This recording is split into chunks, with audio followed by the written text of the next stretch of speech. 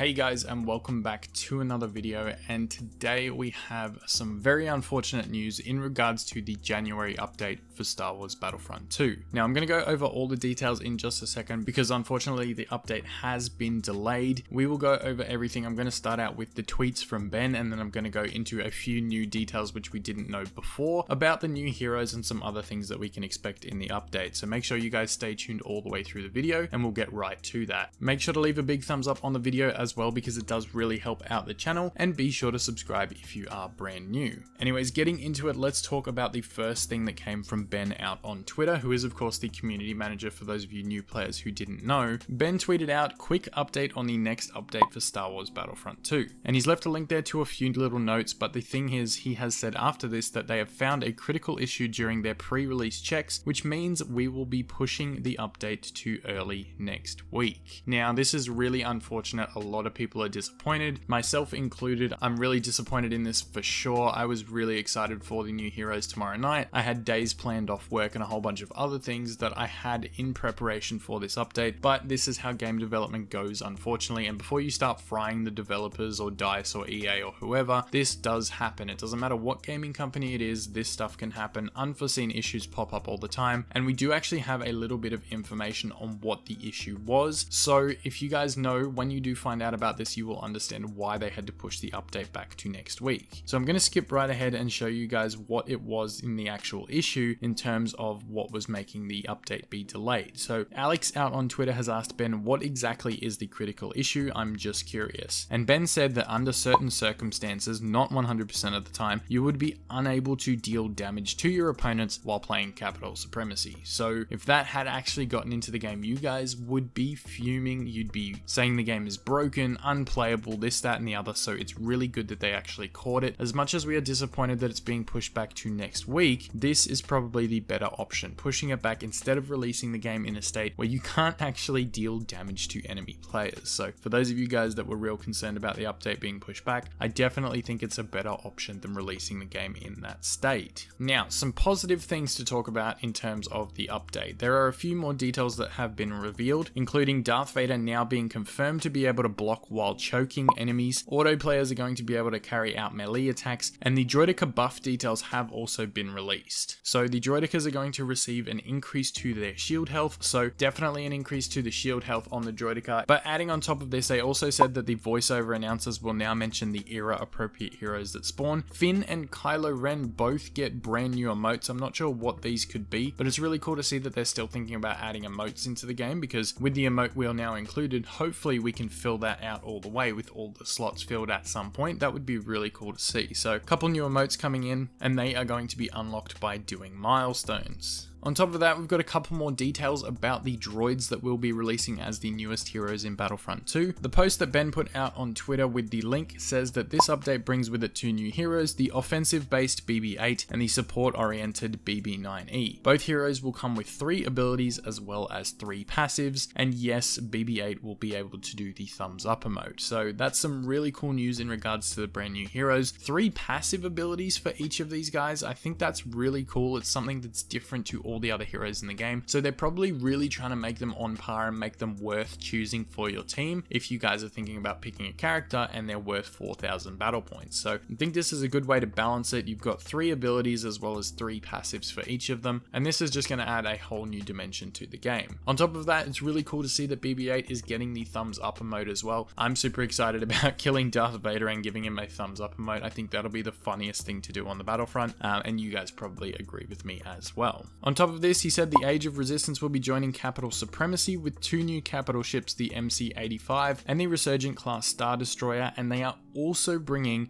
the brand new map Ajan Kloss to Hero Showdown. So we got it for Heroes vs Villains and co-op already. We will be getting it for Capital Supremacy and Hero Showdown in the next update, which is awesome. The more they can add these maps to different game modes, I'm really hoping for Galactic Assault, but I'm not going to hold my breath. But who knows, we may get it added at some point. Other than that, that was pretty much everything that was said about the future update. There's no guarantee on what day next week it's going to be pushed back to, but it has definitely been pushed back to next week. So I will keep you guys updated as much as possible, and if you guys have notifications turned on, I will have a video as soon as we know any further news on this, so make sure to hit that bell if you haven't already. So guys, that's everything from this. I'm gonna get out of here. I know it's disappointing hearing the news, but hopefully with next week's update coming out, it should be a really good one and everything will be running smoothly. As always, thank you guys so much for tuning in today. I will see you all in the next video, and may the Force be with you always. The Sith are all powerful. You are no match for me.